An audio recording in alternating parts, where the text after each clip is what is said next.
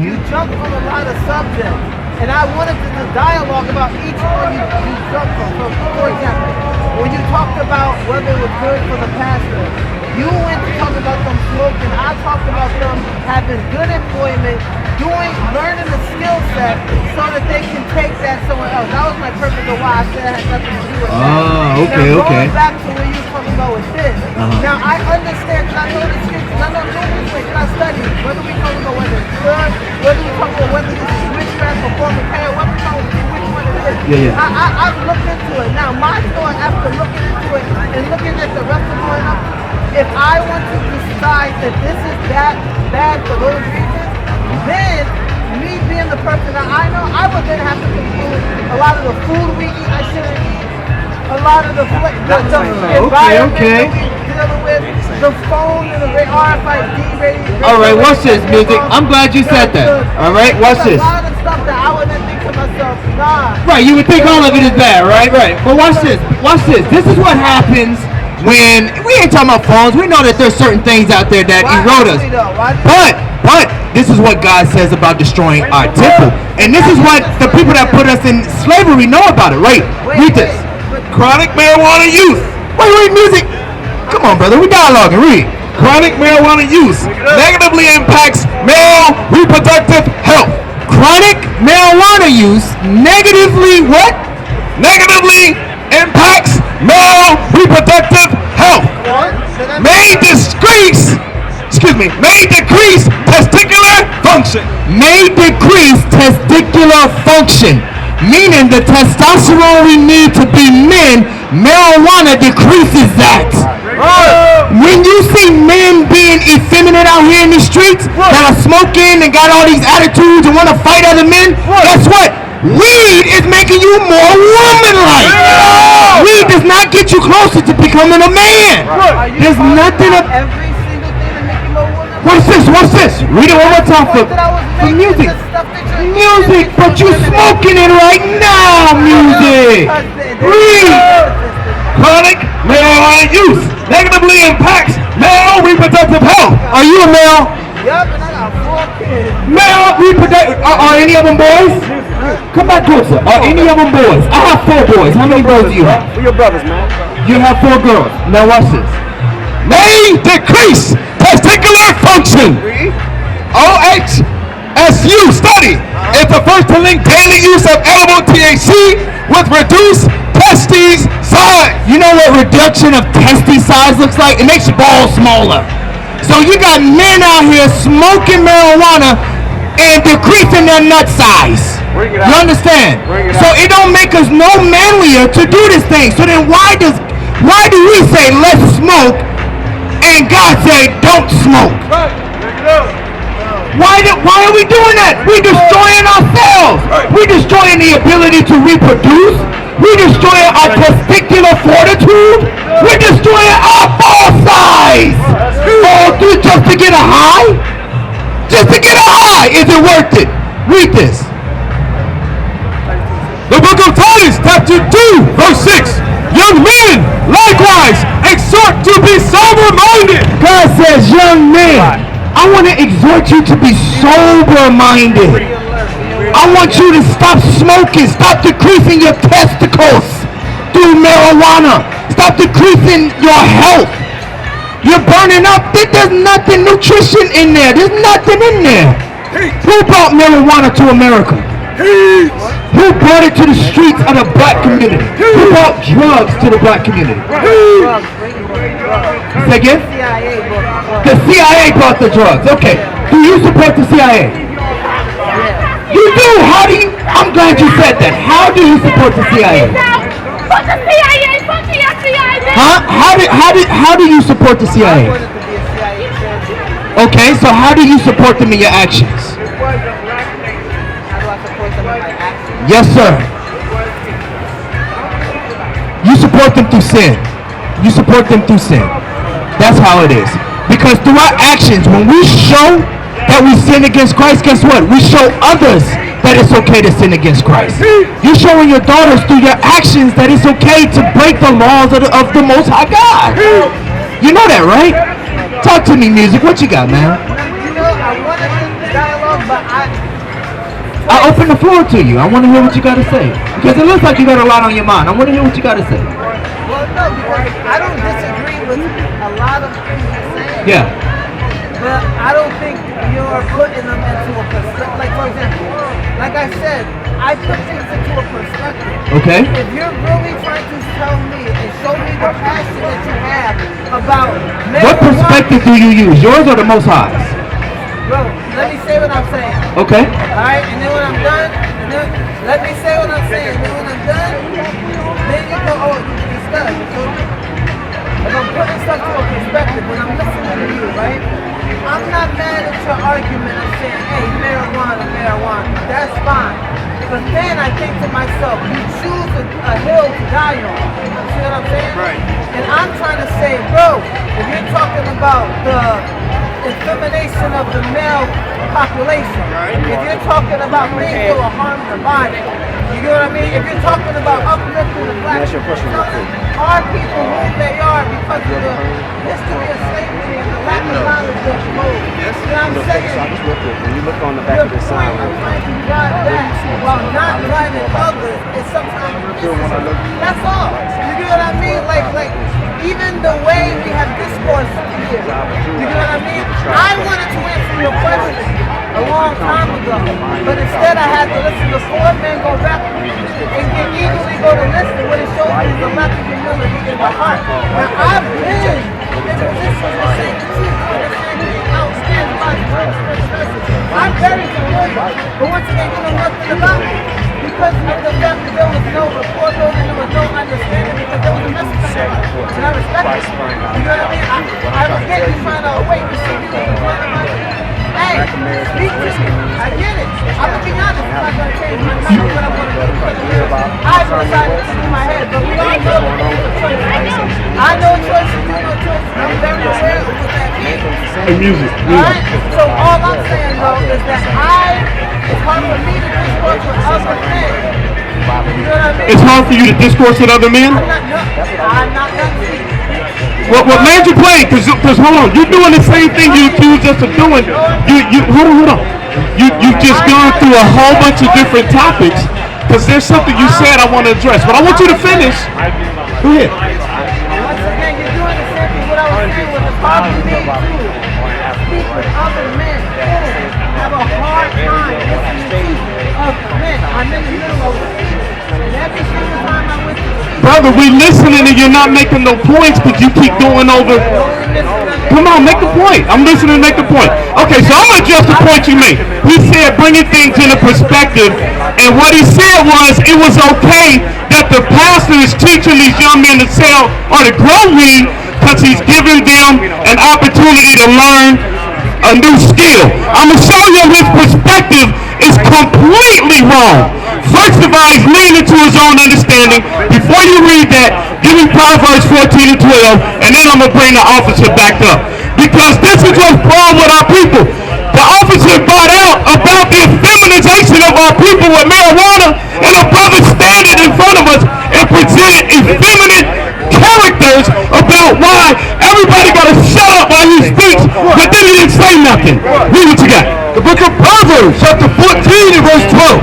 There is a way which seemeth right unto a man. There's a way that seemeth right unto a man. And you know what? When you smoke weed, you have all kind of thoughts that you think are right. We don't. But the end thereof are the ways of death. But the end thereof are the ways of death. Why? Hey, don't go nowhere, officer. Why? Because what you're thinking, what's on your mind, is contrary to the laws of God.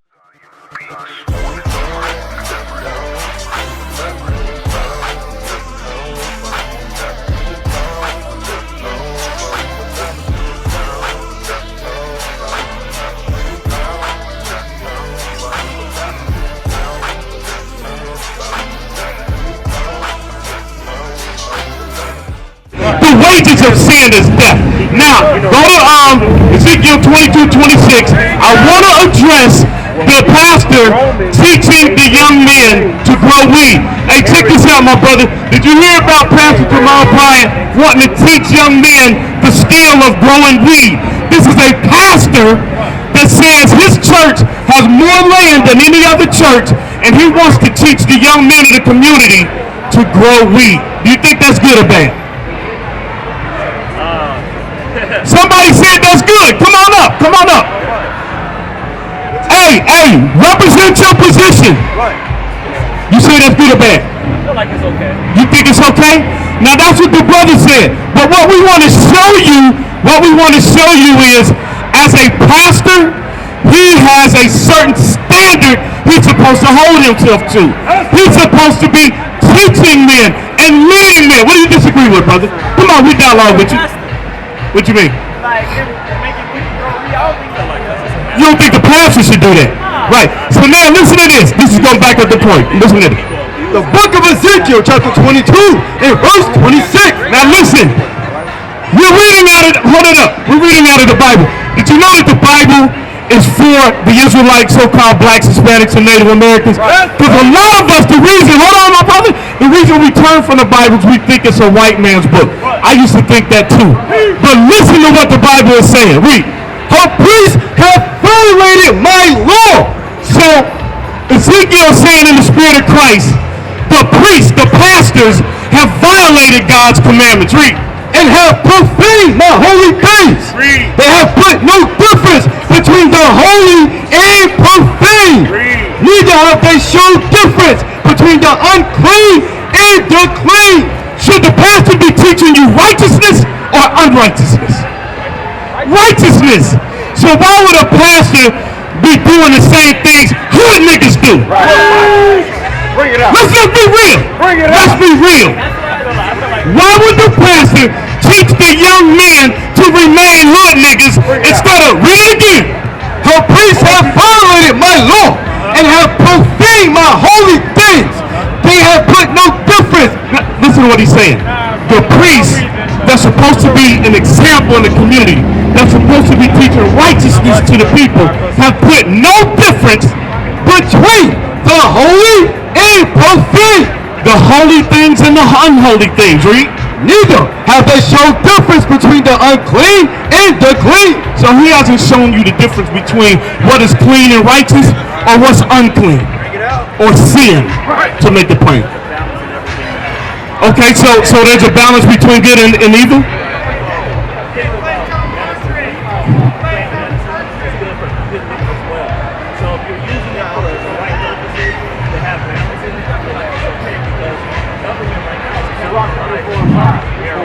Right.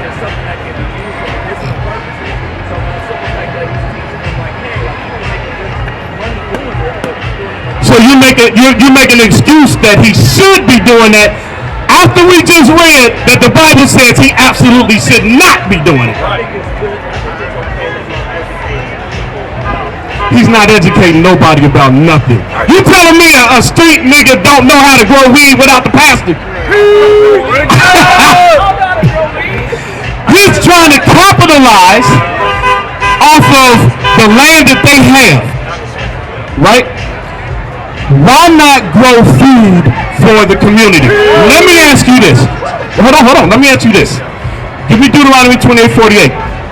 How many grocery store chains do we have owned by so-called black and Hispanic people? Huh? Have you seen any? So not that you have no idea, you haven't seen any. So the answer is, in your eyes, none. Guess what? I haven't seen any either. Because where do you go and get your groceries from? Publix. Do black and Hispanic people own Publix? No. How about Kroger or Walmart or Winn-Dixie? We don't own any of those, right? Listen to this. 28:15 and 28:48. The book of Deuteronomy, chapter 28, and verse 15. So now, the same people that Ezekiel was telling you about the wicked pastors, Moses was saying these things, these curses will come upon if they broke God's commandments. Listen. But it shall come to pass, if thou wilt not hearken unto the voice of the Lord thy God, to observe to do all his commandments and his statutes, which I command thee this day, that all these curses shall come upon thee and overtake thee. Hey, you Israelites, y'all got 5 minutes. Y'all need to hear this word right here. 48. Verse 48. Therefore, shalt thou serve thine enemies. Wait a minute. Now, he said because you wouldn't keep the commandments, you're going to serve enemies. Let's see how you're going to serve these enemies. Which the Lord shall sit against thee in hunger. Now, I ask you a simple question. Where do you get your groceries? You said Publix. God called them from the top. Therefore, shall thou serve thine enemies. God called the owners of Publix your what? Enemies. Go ahead. Which the Lord shall sin against thee. God said since you didn't keep his commandments, he was going to send these people against you. Read. In hunger. And you would serve these people in hunger. Winn-Dixie, Kroger's, Walmart, Publix. Go ahead. And in thirst. Where we get our water from? The government? Okay. What did God call them? Yeah. From the top again. It took you what? Your enemies. Read on. And in nakedness. Where we get our clothing from? The same people. And you know what? It's not because I don't want people thinking that it's just the white man. You see made in China, made in Taiwan, made in Hong Kong. All of these people God calls what? Your enemies. Read on. And then one of all things that we need, even education system, birth certificate, a death certificate, even toilet paper to wipe your behind. This is true no matter where our people are in the earth. We still have to go to our enemies for all of these things. Read. And he shall put a yoke of iron upon thy neck. And these enemies should do what? Put a yoke of iron upon thy neck. So now, this is where this comes in. This is what your enemies did. This is why we have these out here. It wasn't just the white man. It was the Arab man. It was the Chinese man. It was a so-called African. Because we're not Africans. What we're reading, what we're reading never happened to the Africans. Okay? It happened to the Israelites. What has happened is we have lost our identity and we claim to be African. That's why we call ourselves African Americans. Alright? We don't. Until he had destroyed thee. Until he had destroyed thee. Destroyed thee from what? He's cut you off from your nationality. Matter of fact, sisters, do y'all know who y'all are? What's your nationality? Now I'm going to tell you how destroyed we are. There was a day when sisters respected black men.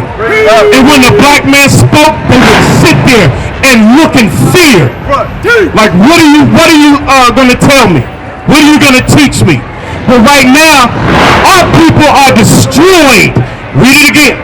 Therefore, shalt thou serve thine enemies, which the Lord shall sit against thee.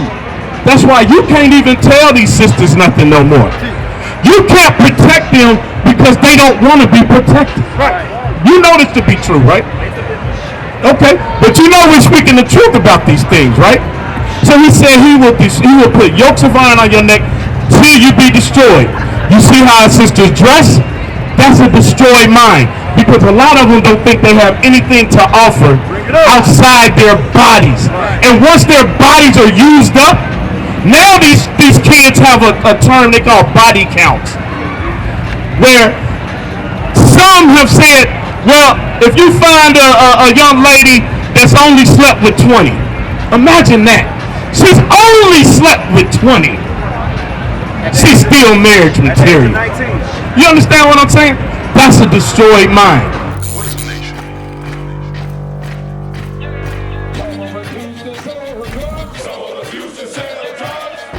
Nation is men leading by example.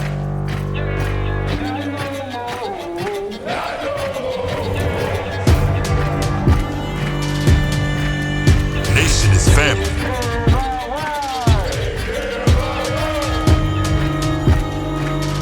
Nation is community. Nation is children with role models.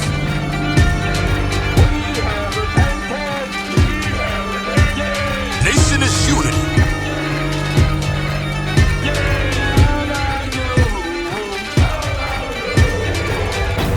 Nation is you. And finally, my brethren, be strong in the Lord